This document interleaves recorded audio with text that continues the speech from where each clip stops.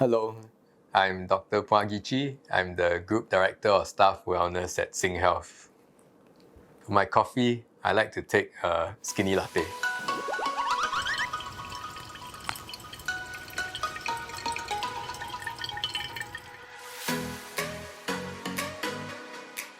I guess to me, wellness or being well requires a few different components. I think to be well, I have to be physically well, I have to be mentally and emotionally well, I have to also be socially well and professionally well as well. And I think for many people, being spiritually well is also an important component. But I think overall, being well means to be well in a holistic sense, with different elements in place. So we have set up a Staff Wellness Council. So the Staff Wellness Council is really a group of champions across different institutions, across different professional groups that we put together so that every professional group, which I see as equally important, are represented. Couple of issues. One is I do think that self-care literacy in our community is not very high. I think that self-care literacy cannot be left to chance. I think self-care is a proactive process, and I think it's important that we promote that. Peer support and the peer support network is something that I think is important for us to develop. It already exists, but I think it can be strengthened. I also think that the current stigma when it comes to mental health conversations is very high.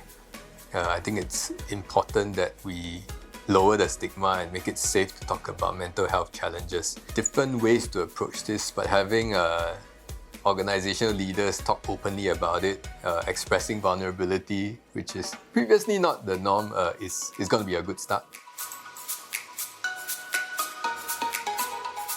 Firstly, you need to have an awareness of how you feel.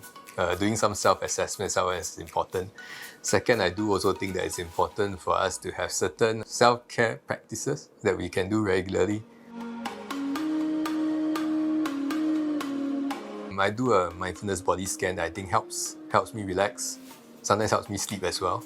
And I do that even when I don't feel stressed. A couple other things. One is to try to exercise whenever I can, to try to connect to my friends and family members whenever I can, and to do things that I know will top up my emotional reserves. I have a pet dog. He's called Miso. He's a golden retriever, 2.5 years old. And we go for family walks and we do some volunteer work.